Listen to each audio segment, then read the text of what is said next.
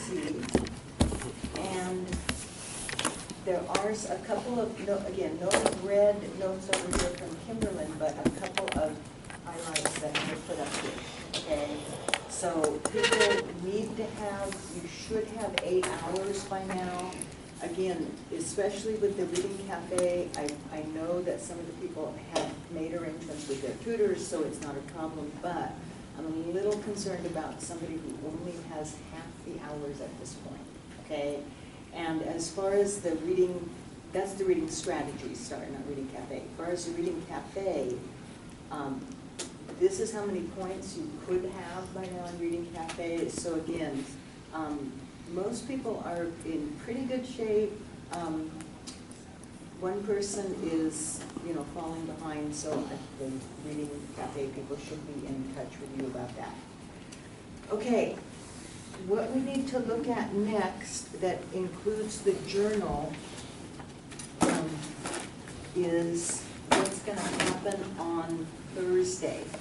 As you know, this is week 8, so this is the midterm week. We talked about that last time, which means that a bunch of stuff is going to happen on Thursday.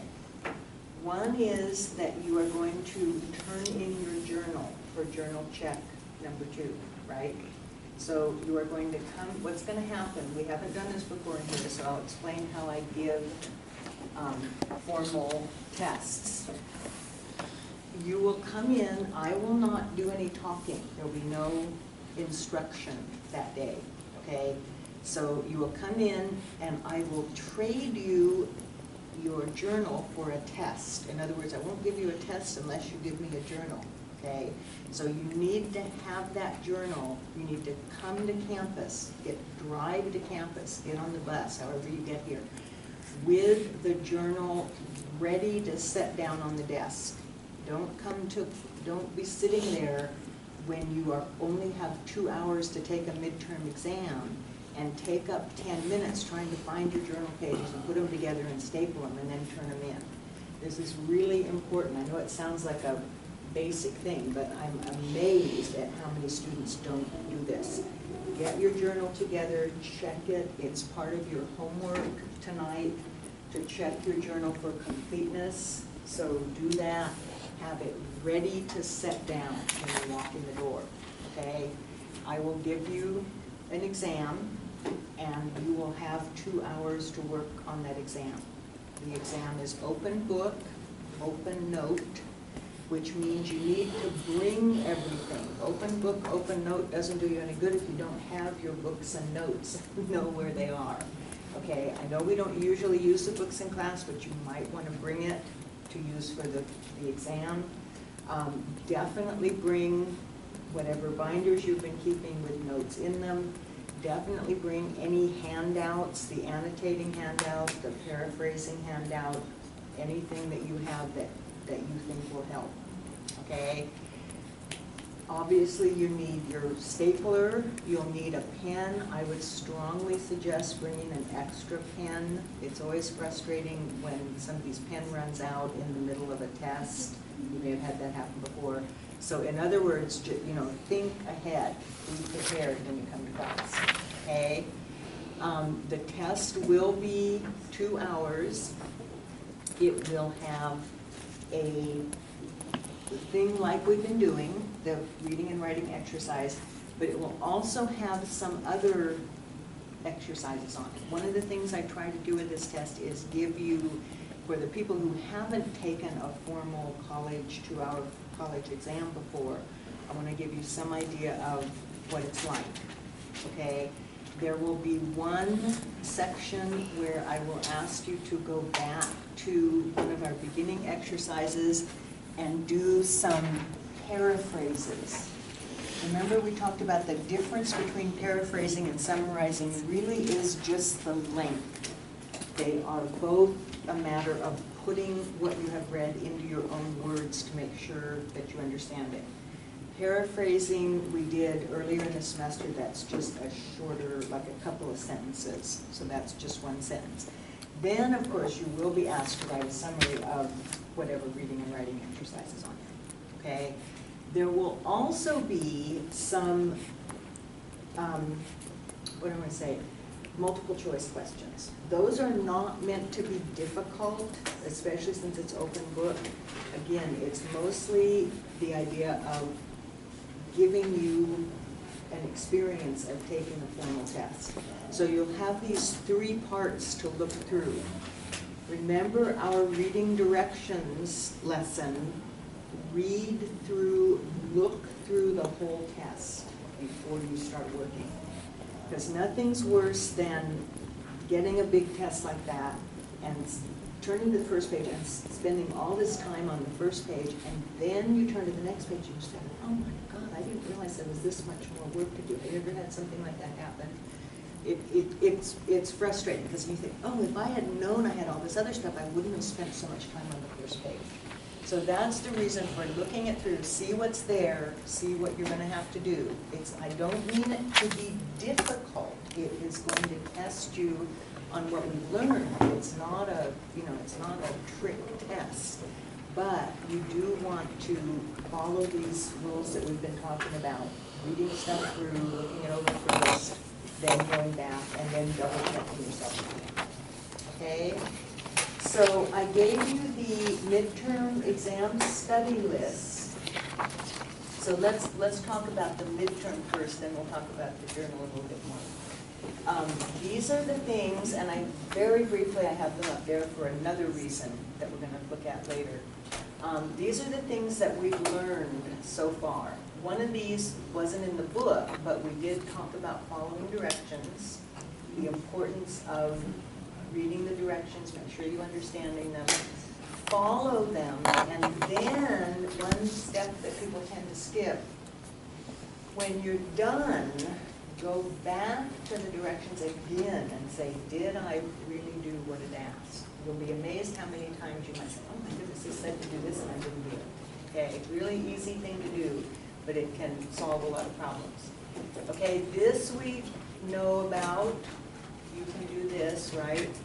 You can arrive at approximate meanings, not necessarily the dictionary meaning. And again, I don't want you to use a dictionary of words using the context clues in the sentence or in the paragraph. As we've seen, some of this stuff, you kind of have to get the meaning from more than just the sentence that the word is in, right? Okay. Annotating and highlighting, otherwise known as marginal notes. Read through anything you're given to first, quickly looking for certain things, repeated words and phrases or references, reversal transitions, introductions to lists, and addition transitions that indicate items of the list. That's the stuff we've been working on. And I want you to see what you're doing in this test is you're showing me that you can do this, okay? So I need to see that you're doing it. Okay, paraphrasing, again, the difference between paraphrasing and summarizing is really just the length. Remember that reading paraphrases are one type of paraphrase that you're going to be asked to do. Do not know what I do with stuff when I get here. Reading paraphrases are these things. They're not necessarily complete sentences. Writing paraphrases that show you understand the meaning of a short passage. Okay? This is not new to anybody. Okay, this should all be, oh yeah, we've done this, right? I hope. Okay, then phrasing the topic. That's the homework we're going to go over today. Okay? Identifying what is this paragraph about. This paragraph is about Rosa Parks and Claudette Colvin. This paragraph is about the conspiracy theories surrounding John F. Kennedy's death. Okay? What is it about? All right? And then the summarizing, which is what you've been doing on your back sheet and stapling to the back. Okay? Anybody, does any of this sound unfamiliar to anybody? This all is pretty straightforward, okay? Again, it'll start at the beginning of class. It will take 2 hours. If you get done before the 2 hours, you can leave and should leave so that you don't disturb other people in the class. Don't sit there and wait for your friend and, you know, then they're thinking, oh, this guy's waiting for me, I gotta hurry. You know, you don't want to upset anybody, okay? But having said that, I will say that one of the things about the 2-hour test in college is that teachers are looking for 2 hours worth of work. So use all your time. If you do finish early, take some time to check it over, to double check it, okay? Again, bring everything that you're gonna need, paper, pens, highlighters, staplers, books, and your notes, your graded papers, anything you think will help. Okay, again, the supportive services people, I sent the test over there last week, and they said that so far, I think this was Friday, nobody from here had signed up. Oh, I did. Oh, did you? Okay, maybe you did after she emailed me. So be sure that if you want to take advantage of the whatever accommodations you are allowed, it's different for everybody, okay? You know what it is. If you feel like you would like to take advantage of that, whether it's the extra time or a computer or whatever, you need to sign up over there at least 48 hours in advance, which would mean you need to go over there immediately after class today if you haven't already made arrangements. What that means is, and very often, as you probably know, if you use that service, they will probably schedule you at a different time from this class. So obviously, if you're signed up to take it over there, you will not come to class because there's no reason for you to come to class. The 2 hours of your class time is, you're not absent because you're spending that 2 hours over there. Okay, does that make sense to people? Okay, so that's the supportive services thing, but if you come in on Thursday and say, I'm in supportive services, I want extra time, I can't give it to you. I'm not allowed to give it to you. That's the supportive services. You have to go through them, okay? Okay, so you can study for this test, although like we talked about, unlike a content class where the test is going to be on the content and you're going to have to go back and memorize when was the Civil War, who was Abraham Lincoln, who was John Kennedy, who was Mary Surratt. We're not being tested on that kind of stuff. There are not going to be any questions like who was Johnson's successor or something, okay? That's a content class. This is skills. This is testing your skills. So if you've been here, you've been paying attention, you've been redoing work, if I ask you to do it, I don't think anybody should have any trouble with this test. Okay? Any questions about the midterm itself? Okay. Oh. Yes.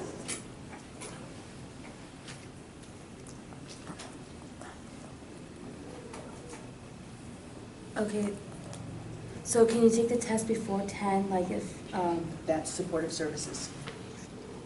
Yeah. okay, thank Yeah, you. yeah, you know that. Okay. So that's the midterm. Now the journal. You're going to come in, give me your journal, and I'm going to give you this test. What is your journal going to contain on Thursday? Yes, that's a stumper. All right, yeah. What do you have to give me on Thursday? Luis? We have to give you 5 through 8. I mean, no. 6, 7, and 8. Nope. All of them? Anybody else? Michelle?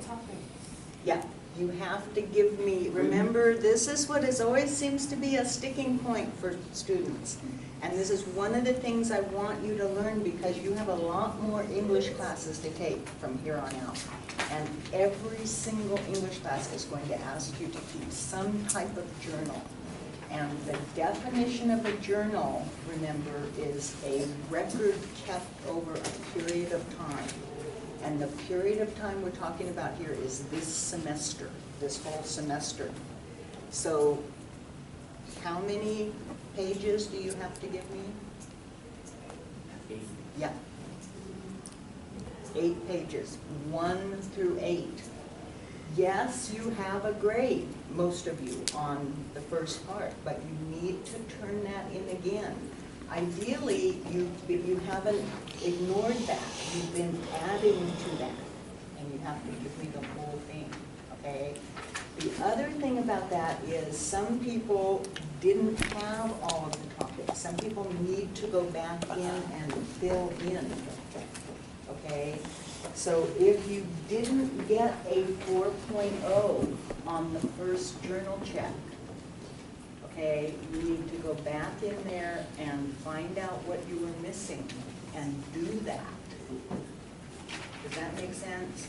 Because otherwise you're going to continue, even though you did everything from then to now, you're going to continue to get a less than passing grade because you're missing something.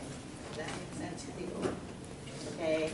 So check your journal for completeness, the whole thing, not just 4 through 8, 1 through 4 too.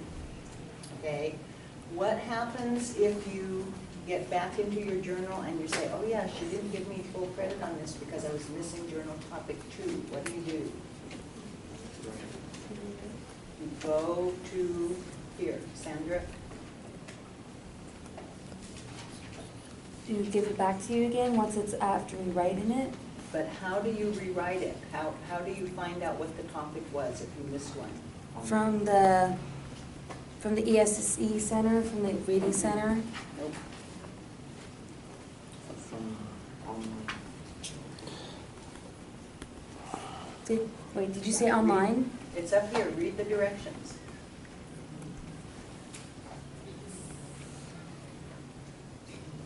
Okay, if you're missing a journal topic, right? Yeah, what happens is, believe me, I will get 2 or 3 emails between now and Thursday. And people will say, Miss Penny, what was journal topic 4? What am I gonna say if I get an email like that? Go online. Go online, yeah. I'm not trying not to help you. I'm trying to make you responsible for yourselves, okay? You have all these directions, so if you email me and ask me a question that is answered there, I'm gonna say, you know, yeah, we've been over this, you guys know what to do. Okay? So are there any other questions about the journal, about what you're gonna turn in? Yes?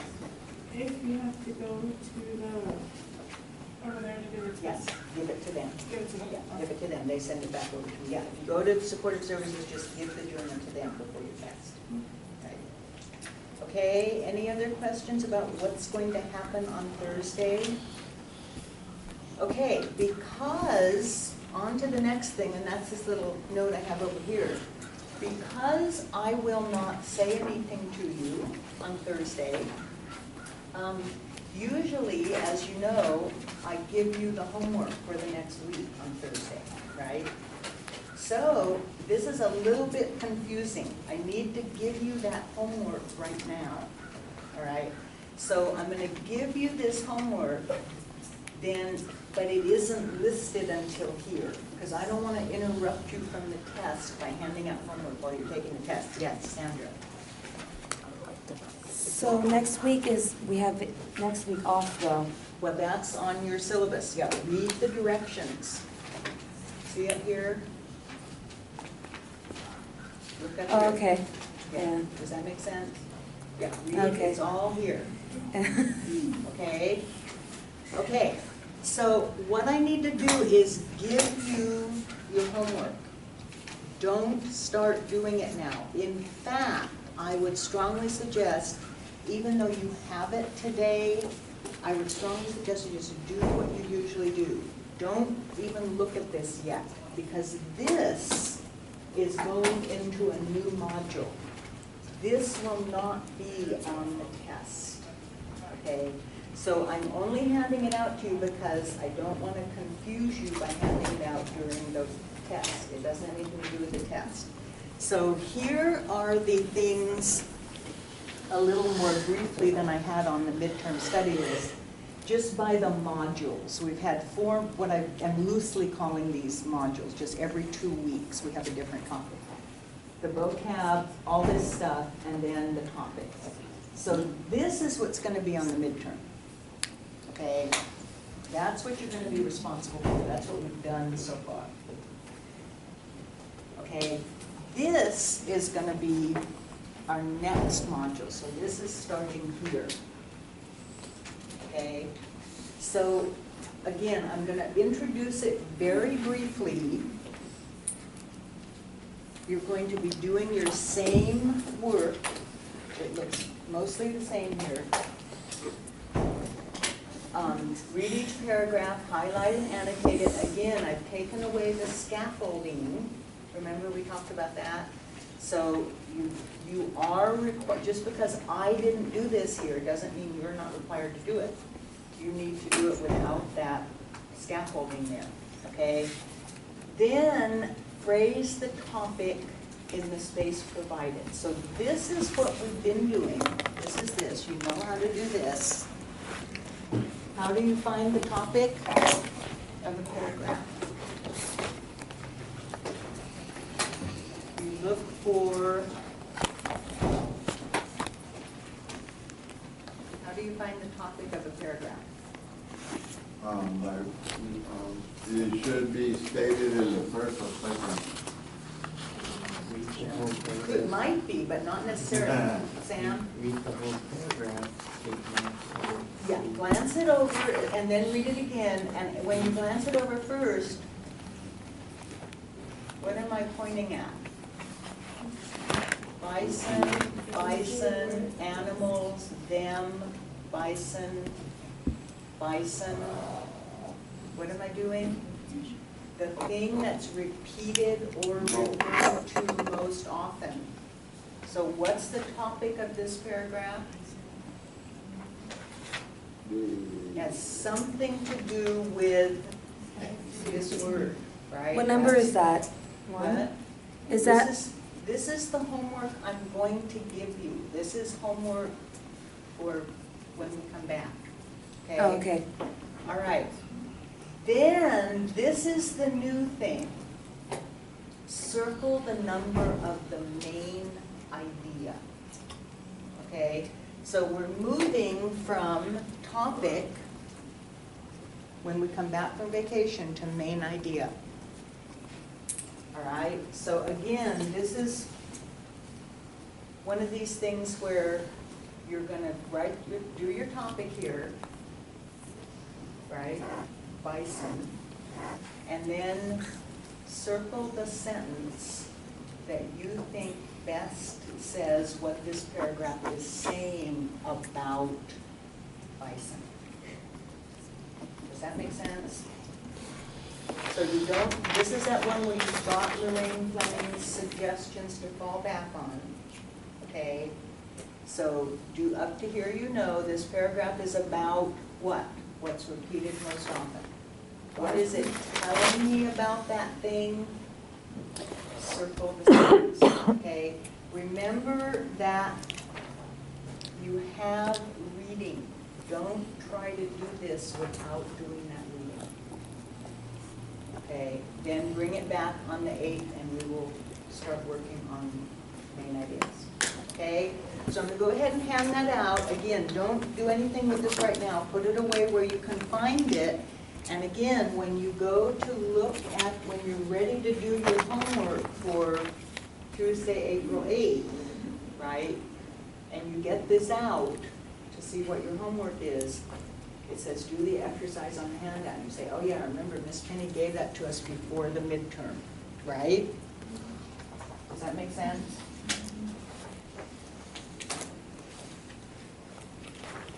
Okay, but don't try to do this now, because of this confusion, we're not quite here yet.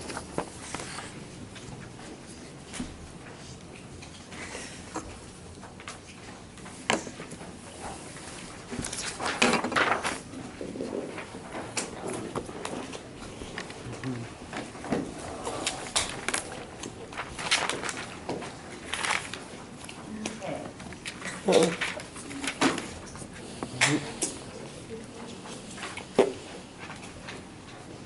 Oh. So this is due in 2 weeks, the homework you just passed out? This is due on this date.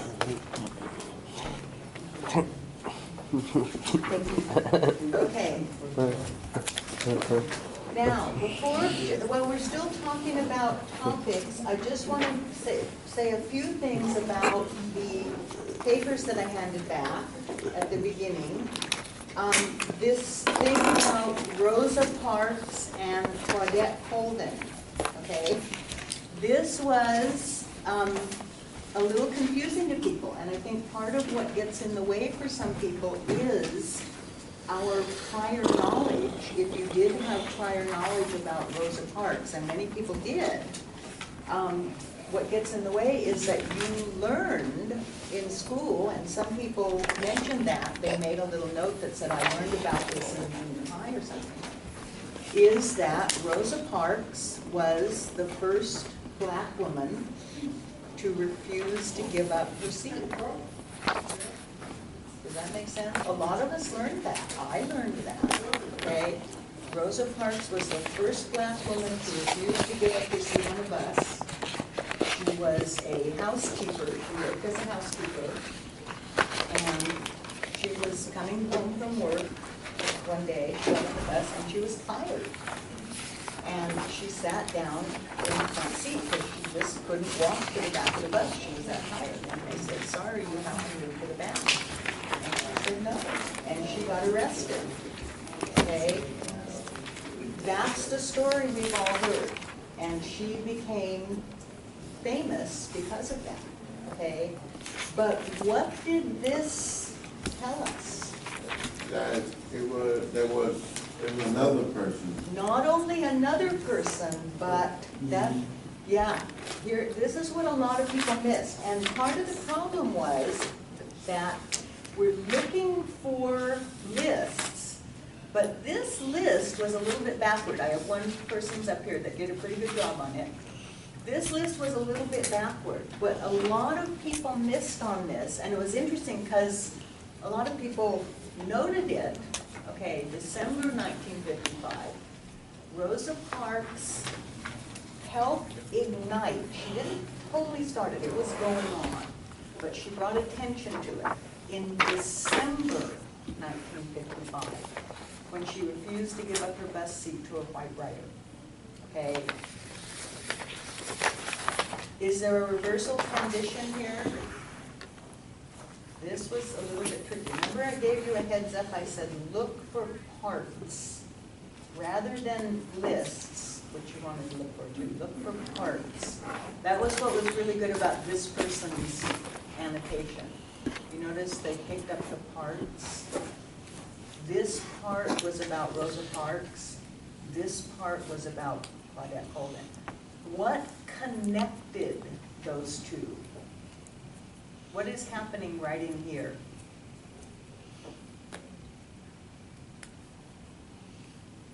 No, I'll start reading right here. Not surprisingly, Rosa Parks' heroic action is reported in almost every history book.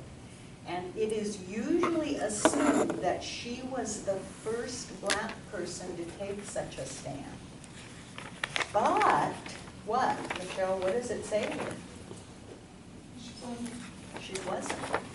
Rosa Parks was not the first woman to give up her seat. Okay? This was what a lot of people missed.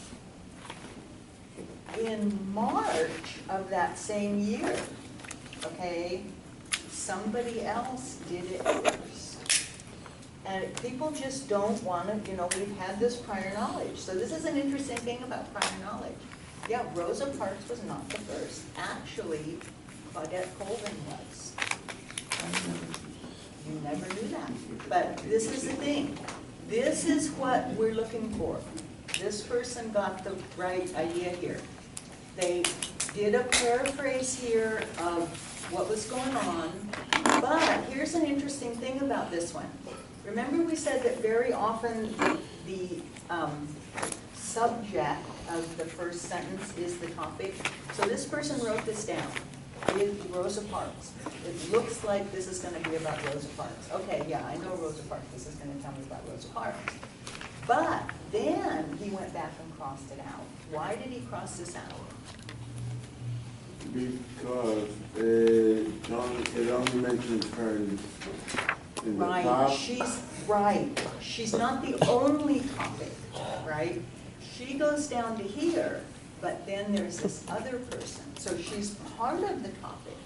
But what he's doing here is just what I suggested. This is what I'm looking for, is that people are doing these suggestions from me and from Lorraine Fleming, and thinking, okay, is the subject of the first sentence the topic? If not, again, don't be afraid to correct yourself. No, this isn't. The topic is both of them, okay? Again, kind of moving forward to the next lesson.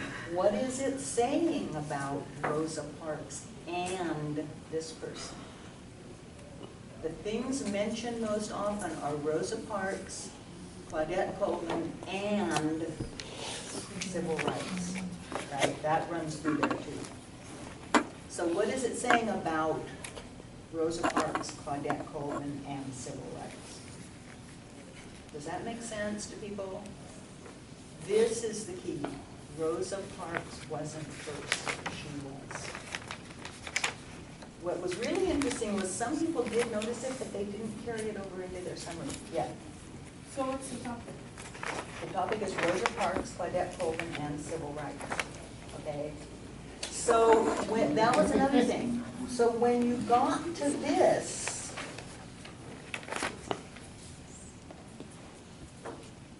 which was the closest to that? Rosa Parks, Claudette Colvin, and civil rights. See what I'm saying? Yeah, the two women, this has both of them.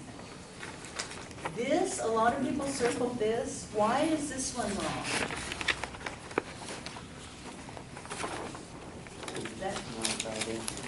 Yeah, this is too broad. It's true. All of these, that's it. We're not looking for true and false here.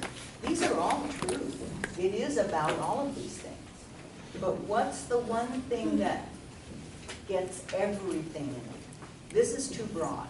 It doesn't talk about the whole civil rights movement. That's another thing that has thousands of books have been written about the civil rights movement. There's no way one paragraph is going to cover just that, okay? This is too narrow. That's just the first half. And this is too narrow. That's just the second. Does that make sense to people? What we're looking for here? So this is right. Okay? So again, look over what I wrote on your papers and bring those papers for Thursday, because you can look at those and get some hints. Okay, vocabulary. People did some pretty good, again, I accept a wide range of things. I am looking that you are seeing especially the obvious restatement clues. When you have something like, what is this? Okay, a rebellion, where's the one that has a restatement clue? Oh, boycott. Here's the restatement clue, boycott or rejection, okay? So take advantage of those. This is what I would do. There are other right answers, but if you get too far off the track, I'm going to say, you know what? It would have been really easy if you just used the restatement clue. In this case, this means rejection. Okay, so that's right. I accepted this. A lot of people wrote this for the answer to segregated, but I'm always, one of the reasons I keep giving this one in this class is I'm always a little bit worried about the number of people who just put a question mark here. This is true. It means segregated. I can say up here that I am segregating the 12 o'clock class stuff from the 10 o'clock class stuff. But is that the way we usually use that word? No. No. What has this word specifically come to mean? Race. Race. Segregated on the basis of race. So when we say the buses were, and again, I'm a little nervous having grown up during this era that people don't know what this word means. You know the word that they say, the saying, those who forget the past are doomed to repeat it. So people who grew up in that era are, you know, we don't want people to say, oh, okay, everything's fine now, so we don't have to worry about this anymore. Believe me, you know, we see it still. Segregated specifically means separated on the basis of race. These days it can come to mean other things, yes. On my paper,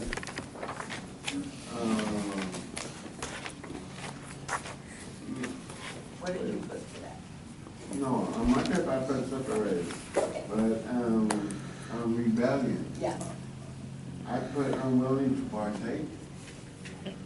Did I mark And you wrong? No, you said maybe? Yeah, maybe, unwilling to, the unwilling part is good. Maybe just unwilling. Yeah, I accepted a lot of things on here, but unwilling to do something. If you are unwilling to do something, you are rebelling against it. Yeah. Does that make sense? Yeah. Okay, so yes, just know that segregated, when you talk about segregation, so these buses were segregated so that the black people had to sit in the back and the white people could sit in the front.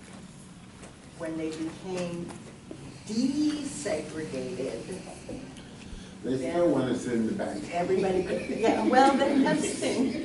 We still see people that go to the back, but that's their choice now, not that, you know, if they want to sit in the back, that's fine, but they're not being forced to, okay? Yeah, so that's what it means. Just know what that word means, okay? Desegregated means now you can sit anywhere you want. And other things. Not only did I grow up in that era, but I lived in Arkansas, lived in a small town in Arkansas during that era.